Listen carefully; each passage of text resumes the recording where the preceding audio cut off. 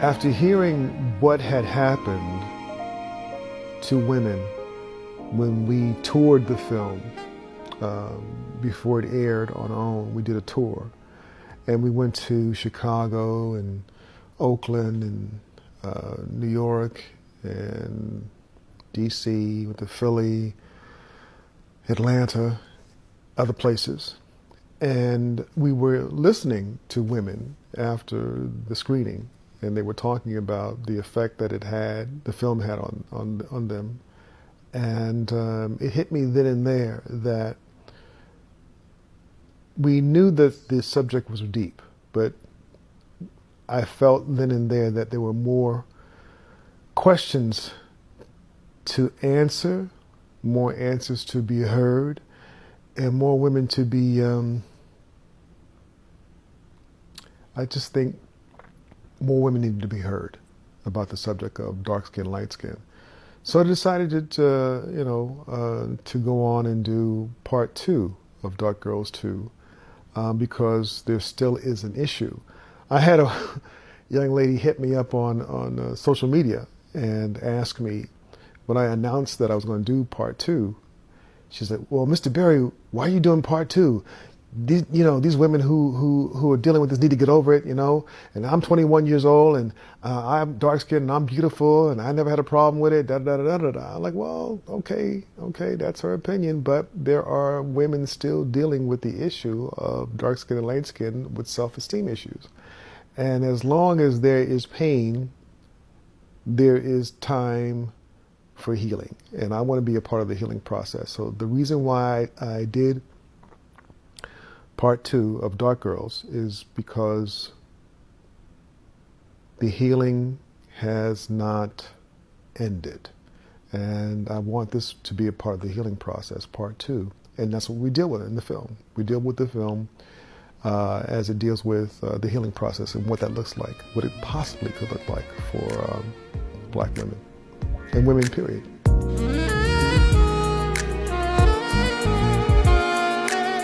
What I discovered in doing part 2 is that, first of all, there still is an issue. There are stories of pain with a lot of women, and there's stories of glory with a lot of women. And the stories of pain basically came from, believe it or not, a lot of younger women. Young girls I talked to in high schools across the country. They're like 14 to like 17 years of age. And some of the conversations I've had with these ladies in a group discussion, where I thought they would be a little bit more comfortable by having their own peers around, and it seemed to work.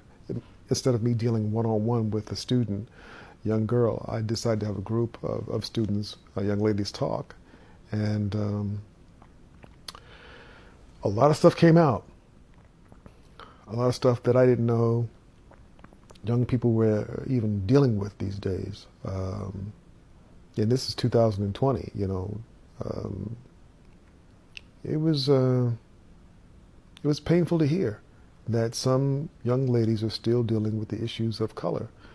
And colorism, light skin and dark skin. And that made me even want to go further into the project, where I decided at that time that I wanted to take a trip to Ghana and talk to the women there in Ghana, in Africa, and talk about what colorism meant to them.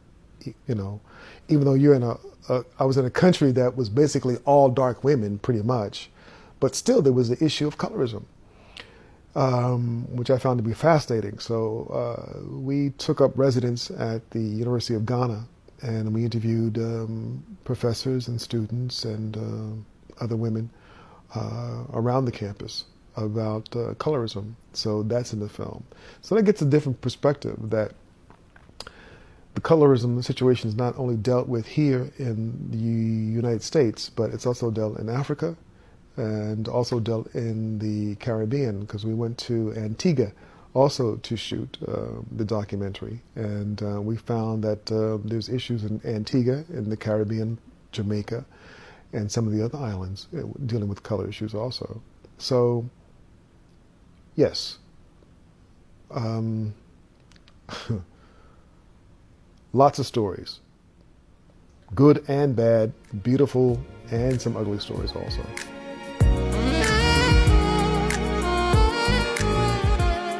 The issue that I found that was connecting in all three places, United States, Ghana, and the Caribbean, was the fact that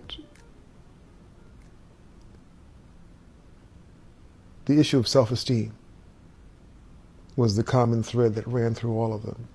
The issue of self-esteem and way that women look at themselves because of media, because of historical fact,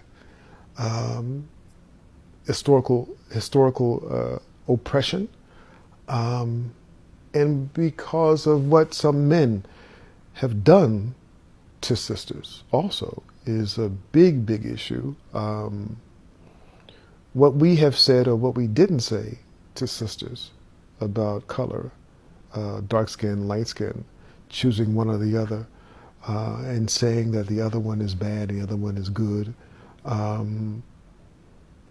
So we had a lot to deal with that also, as we as black men have to own that up to that situation. Not all of us, black men, think like that, or feel like that, or have done that. Not all of us. But there are enough men who have done it to leave scars on sisters. And probably because they don't like who they are. That's probably why, well, pain people. So, so that's probably part of the issue.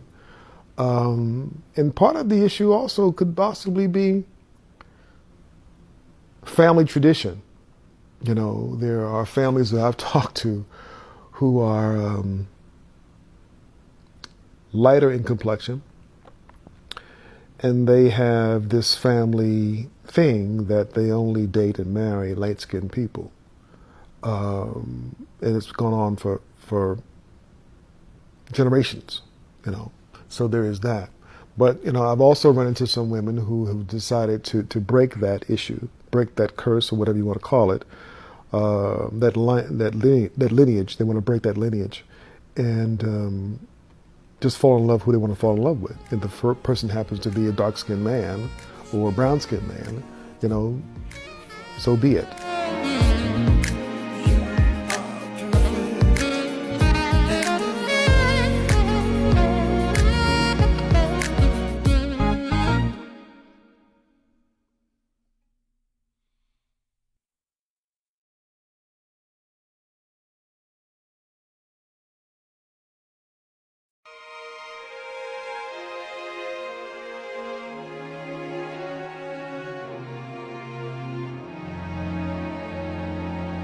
The reason why we tear each other down, probably, is because we don't know who we are. I've said this several times. We're the only people on the planet that I know of that have gone through 5 or 6 different name changes, identities. We've been colored, we've been Negro, we've been African American, Afro-American, we've been black. 6, we've been a nigger.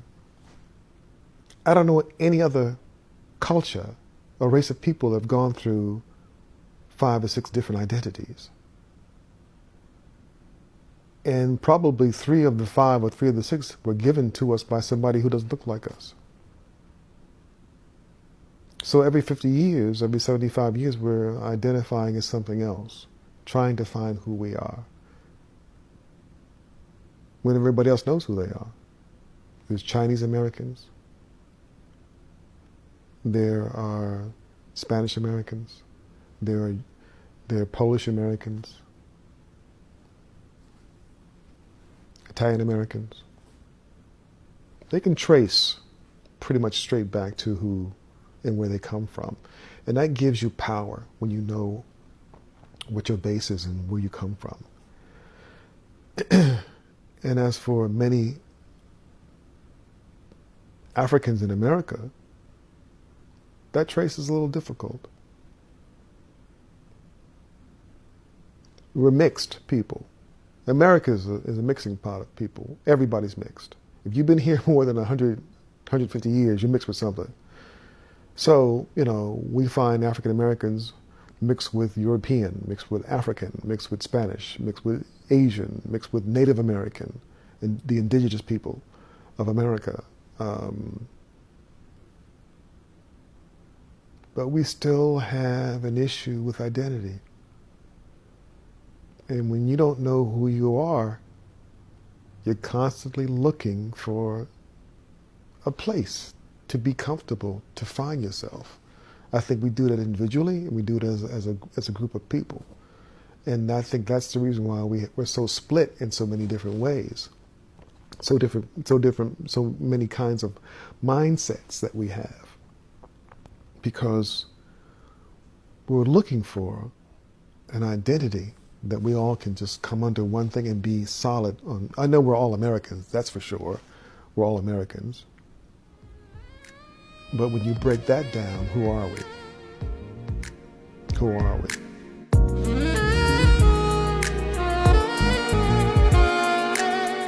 How do we heal?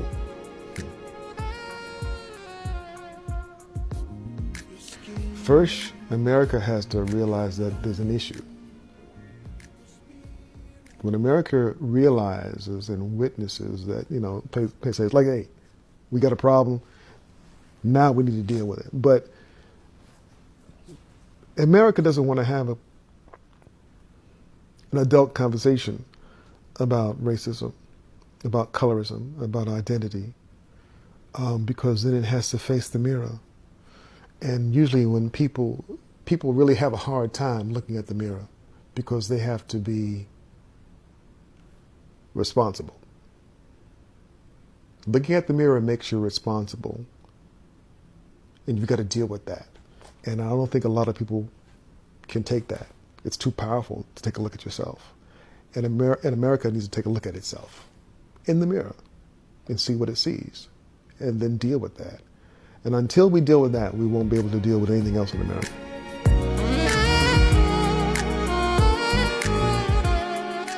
There is healing, and healing begins today. Healing begins today with you, and healing begins with this film. At the end of the film, like the last 23 minutes, 27 minutes, I go into what the healing possibilities could look like. There's like 7 to 8 different categories of healing that I'm offering, that I've actually tried myself, and worked on me. They worked on me. So I want to offer that inside the film as a way of women to heal, or people to heal, period. So it's about the healing process. I want you to walk away feeling that, you know what, you're not alone and you can be healed. But you got to be open to it. You got to be open to being healed. And you will.